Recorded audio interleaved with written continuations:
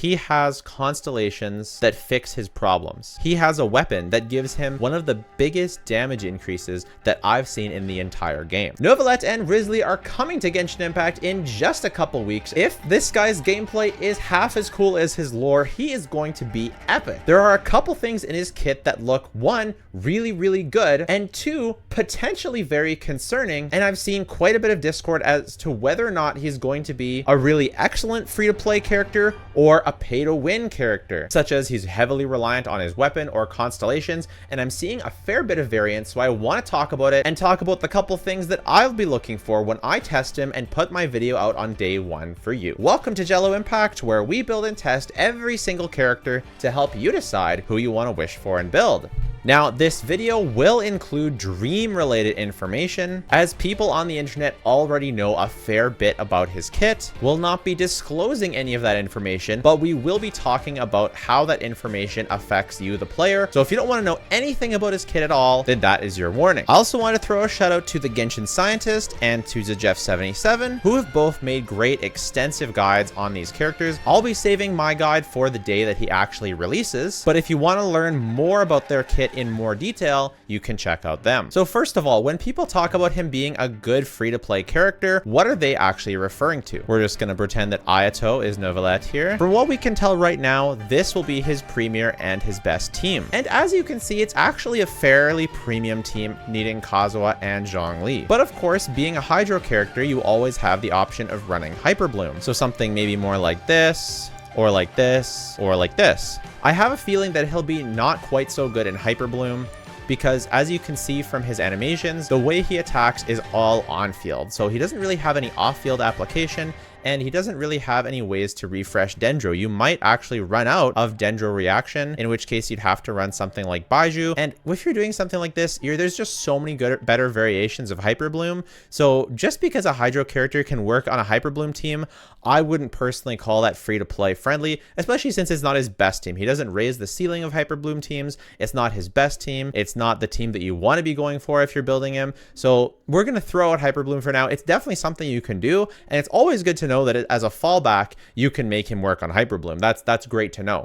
But if we're looking to actually maximize his kit, I've seen people throw around something like Beto here. And you're using Beto on this as the defensive option. And here's the thing about Beto as a defensive option on this team. It's not that it doesn't do anything, but Beto's damage reduction, if we take a look at her, it's only at C1. It creates a shield that absorbs up to 16% of Beto's max HP for 15 seconds. The thing about this shield is it's a one-time shield. It does not refresh. And it's only 16% of Beto's max HP. Now, my Beto doesn't have that much HP, but 16% is not a massive number. And sure, it's going to provide some form of damage mitigation and some form of interruption resistance, but it's basically paper thin. And as soon as it gets hit once, it's going to be gone. Let's just demonstrate it for a minute. Let's actually do something funny. Let's put our Beto on full HP and we'll give her the bell. It's not a lot of HP, but it's a little bit extra. This is more HP than you could ever possibly even hope to dream of having for Beto, because if you build her with this much HP, she's not going to be doing any damage. And one of the main reasons to play Beto is to do damage. So let's just take her over to some boss here and figure out how many hits she can really tank. Now, remember, this is not an Abyss boss, so the Abyss bosses will be much tankier. Okay, 1 hit, 2 hits, and it's gone. Okay, so we took 2 hits. Oh, wait, the shield's still going. Ooh, it's actually pretty strong. And now it's gone. So 4 hits. Well, that actually wasn't too bad. I'm actually kind of impressed. So obviously, he's going to do a lot more damage in the Abyss, but that actually wasn't too bad of a shield. So let's try her out on a build that would actually do damage. Once again, keeping in mind that overworld bosses do not do nearly as much damage as Abyss bosses. Put up the shield, 1 hit, and it's gone. So we're talking about 1 hit of damage mitigation from Beto. So what does this mean? Now, granted, the character can move a little bit. So you can reposition yourself and kind of, if enemies are attacking very slowly, you may be able to get away out of the attack. If you're not sure what I mean, you can find the footage online. But basically, he kind of hovers there and he can like move slowly back and forth. And of course, if again, with slow enemies, you can move back or around or forward. But against enemies that attack big and heavy, they're going to knock you out. And he really doesn't have much interruption resistance innate to him. So I don't expect him to be particularly mobile while he's actually in his charge attack animation, because the animation lasts quite a long time. time. So it's just really hard for me to grasp how this team, unless you're building, again, Beto with full HP, how you could actually get decent shielding out of Beto. Because when people think of Beto having a tanky shield, it's always in conjunction with the interruption resistance from Xingqiu and the damage mitigation from Xingqiu. When you add both of their damage mitigations together, they are additive together. So they're almost multiplicative in nature. So the sum of their parts is better than either one. So Xingqiu reduces 40% up to 40%,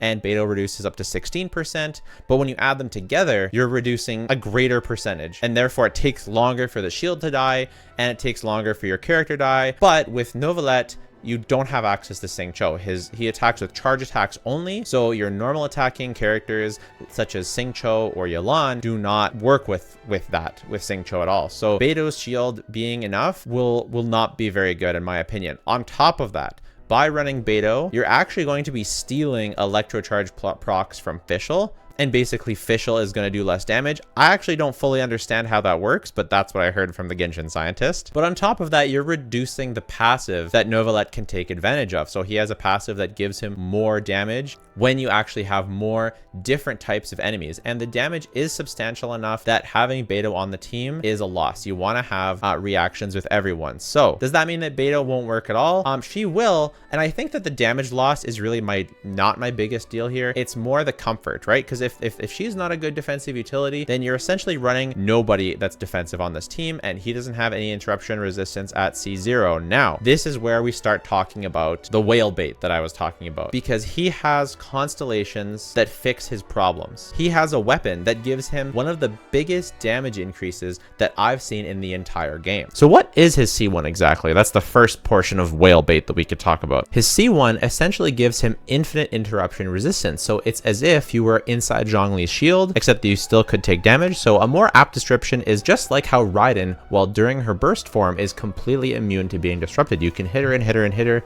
and she'll never get knocked down, knocked over, knocked around. She can always perform her optimal combos, and it's perfect. It means you never ever have to dodge as Raiden. You can always perform her combos, and that would be something that's helpful with Neuvillette, because you just sort of sit there in your charge attack animation. You can move slowly, but it's not like you can dash or dodge. If you dash, it cancels its charge attack from what I've seen. I don't know that for sure. Maybe you just can't dash, which would, be even worse. And when he gets knocked out, he doesn't have really any interruption resistance, or very, very little, until you get his C1. So is the C1 actually like necessary? Is it whale bait? Well, the thing is, I kind of feel like Zhongli is a necessary part of his best team, and the C1 obviously doesn't do anything when you have Zhongli. So this makes me feel like in the future, there's going to be some kind of character that's going to replace Zhongli in that slot. Maybe some incentive, maybe the Archon, maybe someone else that can allow you to run there, but we'll put that aside for now, because we only have what we have right now. So I think it'd be much easier to get away with Beto if you did have a C1, but even then, because she's not a healer, it's going to be tough. So I kind of think that you really are going to want someone in this slot that can be a defensive utility. And then Kazuha, you can get away with other things. You can get away with Sucrose, who will be pretty close in single target. Genshin Scientist made a great video on the different team options that he has, but none of the teams, they all kind of pale in comparison to this one. How about for other shielders, something like Layla, something like Dia?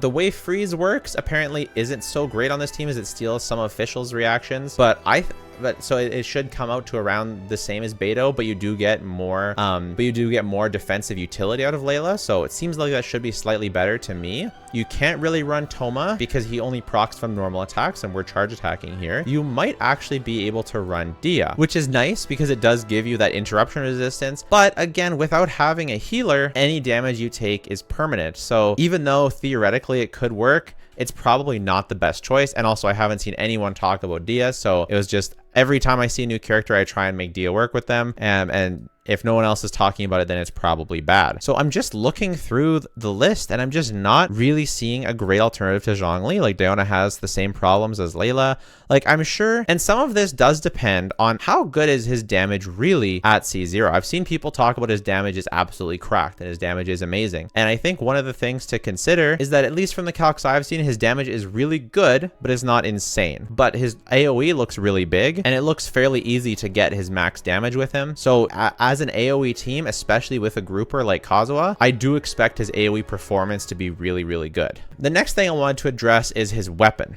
His weapon adds an absolutely massive portion of damage to him, and I have seen some people say that, it's not a really big deal, like he doesn't do a huge portion of the team's damage, but the reality is, he does a very large portion of the team's damage, especially if you're using his highest damaging team like this right here. He should be doing upwards of 70+% of the team's damage, maybe even more. You're giga buffing him with Kazuha, Zhongli, and with Fischl maxing out his passives, maxing out everything. Over free-to-play options, his weapon looks somewhere in the realm of a 20 to 25% damage increase over his free-to-play options. Now, if you get the Battle Pass weapon to Refinement 5, then it can actually get pretty close. I just got my first Battle Pass weapon in preparation for Neuvillette. I plan on not getting his weapon and just Refinement 5ing this Catalyst. However, that's a pretty tall ask. 5 Battle Pass purchases is pretty expensive. If you're buying the Battle Pass anyways, then it could be fine for you. Like for me, I buy the Battle Pass anyways, so I'm fine getting a Refinement 5 in place of getting a 5-star weapon. I'm happy that I can do that, but for a lot of people, he doesn't have any good gacha options, so it's not like